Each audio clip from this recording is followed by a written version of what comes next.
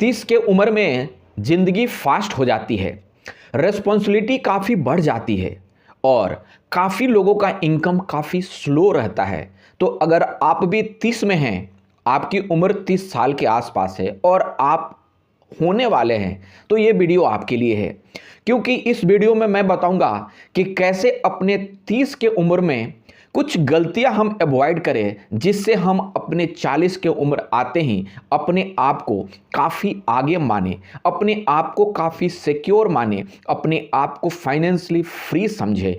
तो आइए हम जानते हैं, अगर आप भी 30 साल की उम्र में हैं और आप चाहते हैं कि हम अपने आप को फाइनेंशियली फ्री कर लूं, तो ये वीडियो आपके लिए ही है। क्योंकि फाइनेंशियल फ्रीडम बहुत सारे तरह से मिस एक्सप्लेन किए हुए हैं, जिसमें लोग कहते हैं करोड़पति हो गए, 10 करोड़ 50 करोड़ पैसा, यानी कि पैसा केवल होना ही फाइनेंशियल फ्रीडम नहीं होता है। फाइनेंशियल फ्रीडम एक स्टेज होता है, एक कैलकुलेशन होता है और ये हर इंडिविजुअल का वेरी करता है, किसी का भी फिक्स नहीं हो सकता है। फाइनेंशियल फ्रीडम का अगर डेफिनेशन हम एक लाइन में आपको बताएं, तो फाइनेंशियल फ्रीडम का मतलब होता है कि आपकी इन्वेस्टमेंट से जो आ रही है इनकम, आपकी पैसिव इनकम से जो इनकम आ रहा है, उससे आपकी मंथली एक्सपेंसेस अगर कवर हो जा रहा है, तो आप फाइनेंशियली फ्री है। इसमें 10,000 रुपया भी मंथली इनकम किसी को फाइनेंशियली फ्री बना सकता है और किसी को करोड़ रुपया भी नहीं बना सकता है। तो दैट मीन्स ये डिपेंड करता है कि आप अपने लाइफ स्टाइल को, आप अपनी मंथली एक्सपेंसेस को कितने लेवल पर ले गए हैं, कितने मंथली एक्सपेंसेस आपकी है। अगर आप उसे डिफाइन कर ले और उसका इन्वेस्टमेंट से कोरिलेट कर दे, तो मैं कहूंगा कि फाइनेंशियल फ्रीडम काफी जल्दी आ सकता है। तो आइए जानते हैं कैसे हम फाइनेंशियल फ्रीडम को पा सकते हैं। आज मैं 5 स्टेप में आपको बताता हूं। सबसे पहला स्टेप है कि हमें अपने हाई इंटरेस्ट रेट डेब्ट, यानी कि जो भी हम कर्ज ले रखे हैं जिसकी इंटरेस्ट रेट काफ़ी ज़्यादा है, उसे हम जल्द या सबसे पहले बंद करें।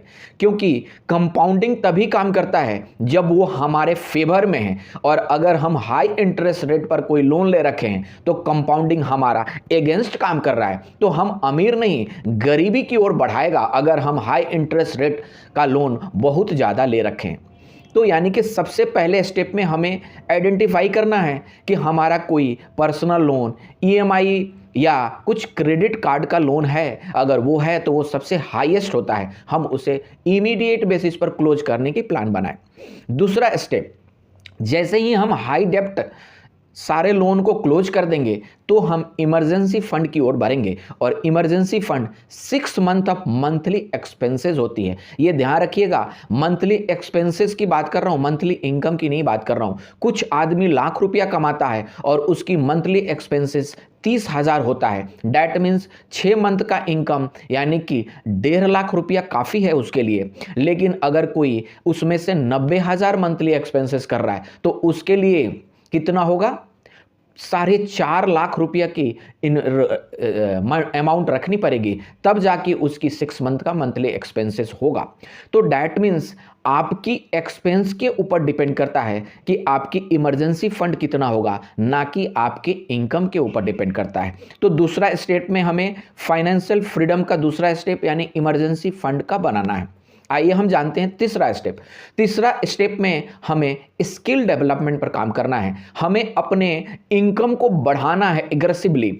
हम अगर जिस स्टेज में हैं, हमें अपना स्किल बढ़ाना है, हमें इन्वेस्टमेंट के बारे में लर्न करना है। हम जिस फील्ड में काम कर रहे हैं उसमें कुछ ऐसे स्किल को सेलेक्ट करना है जिससे हमारा इनकम डबल ट्रिपल और काफ़ी एग्रेसिवली बढ़ पाए। जैसे ही हम इस स्टेज में आ जाएंगे तो हम अपने इनकम को एक अच्छे लेवल पर लेकर चले जाएंगे।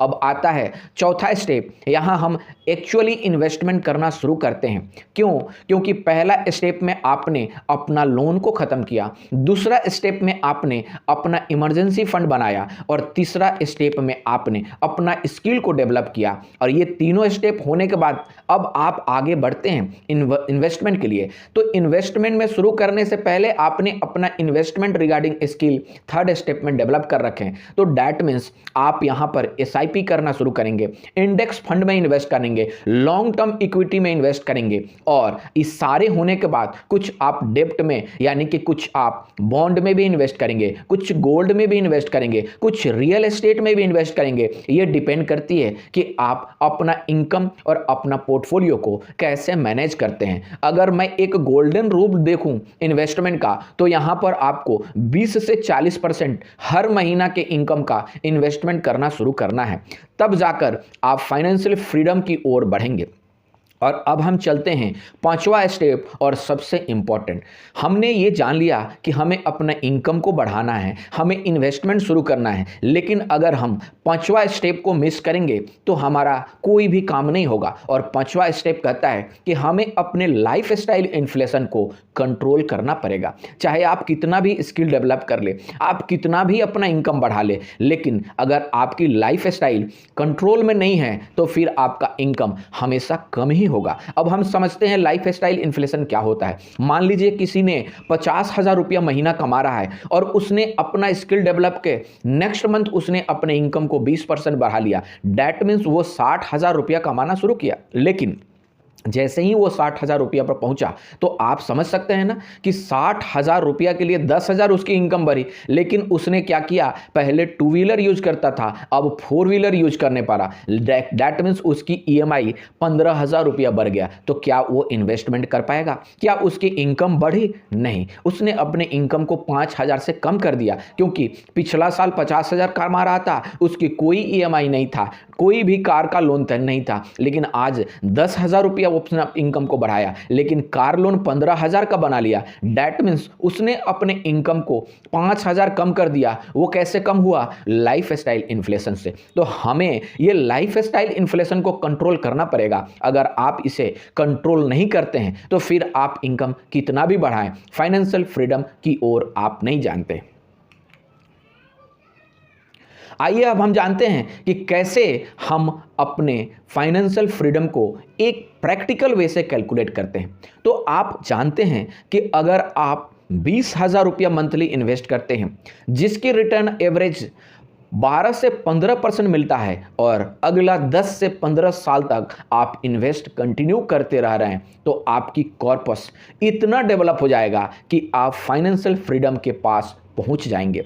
और आपको ये चीज़ डिफाइन करना पड़ेगा। अगर 20 से 25,000 के जगह आपकी इनकम, आप अपना इन्वेस्टमेंट को और ज़्यादा यहाँ कंट्रीब्यूट कर रहे हैं, 20 से 25 कर दे, 35 कर दे, 40 कर दे, तो ये 15 साल का ड्यूरेशन 10 साल में भी अचीव हो सकता है। तो दोस्तों, अभी हमने जाना 5 स्टेप ऑफ फाइनेंशियल फ्रीडम। और फाइनेंशियल फ्रीडम ये आप मत सोचे कि एक ये सक्सेस का फॉर्मूला है। मैं तो इसे कहूँगा कि फाइनेंशियल फ्रीडम हर किसी का रिक्वायरमेंट है। अगर हम ये रिक्वायरमेंट को नहीं समझते हैं तो 40 के उम्र में हमें पछताना ही पड़ेगा, क्योंकि उस समय आपके पास काफ़ी हेवी बर्डन होगी।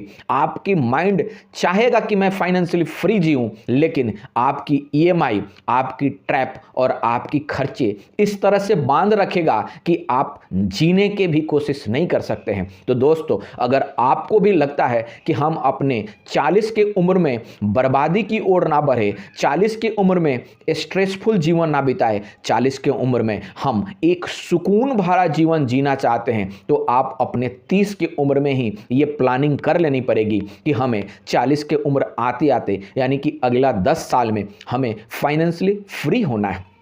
इसके साथ साथ एक और इंपॉर्टेंट चीज़ है, क्योंकि मैंने केवल फाइनेंशियल फ्रीडम की बात की, लेकिन अगर साथ में आप लॉन्ग टर्म सोचें तो रिटायरमेंट का भी कॉर्पस एक सेपरेट डेवलप करें, ताकि फाइनेंशियल फ्रीडम का मतलब ही होता है अर्ली रिटायरमेंट, लेकिन उसके साथ आप अपने एक ऐसे इन्वेस्टमेंट को रखें जो कि इक्विटी में ज़्यादा रहे और लॉन्ग टर्म यानी कि 60 के एज तक इन्वेस्टेड रहे, तो वो आपकी एक डबल एश्योरिटी का सेफ्टी क्रिएट करेगा।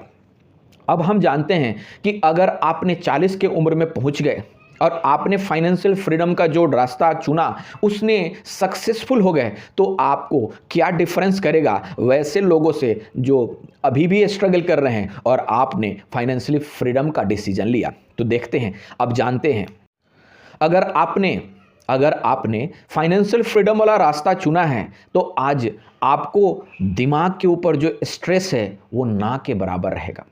आपके जीवन का देखने के तरीका जो अगला 20 साल होगा वो आप एक सक्सेसफुल एंटरप्रेन्योर की तरह देखेंगे। अगर आपने फाइनेंशियल फ्रीडम 40 के उम्र में ले लिया तो आप जिस फील्ड में काम करेंगे आपकी जो प्रोडक्टिविटी होती है काफ़ी हाई रहेगा। रीजन कि आपने अपने स्ट्रेस को ख़त्म कर रखा है। उसके साथ साथ आपकी जो रिस्क लेने की कैपेसिटी होगी हाईएस्ट रहेगी और बहुत हाई रहेगा। आप नए नए प्रोजेक्ट सेलेक्ट कर सकते हैं, नए नए रिस्क ले सकते हैं और ये नया रिस्क लेना, नया प्रोजेक्ट पर काम करना और नए नए डिसीजन लेना ये आपको और आगे बढ़ाएगा। आप और इनकम बढ़ा पाएंगे, आप और सिक्योर फील करेंगे और इवन मैं कहूँ कि आप और अपने आप को इंजॉयबल महसूस करेंगे क्योंकि आप अपने मन के हिसाब से काम करना शुरू करेंगे। लेकिन अगर आप ये गलती कर दिया 30 की उम्र में और 40 के उम्र में आप अभी भी स्ट्रगल कर रहे हैं क्योंकि आपने अपने लाइफस्टाइल इन्फ्लेशन बढ़ा दिया, आपने इन्वेस्टमेंट नहीं किया और आपने अपने स्किल पर काम नहीं किया, तो 40 के उम्र में आप और ज़्यादा स्ट्रेसफुल फील करेंगे।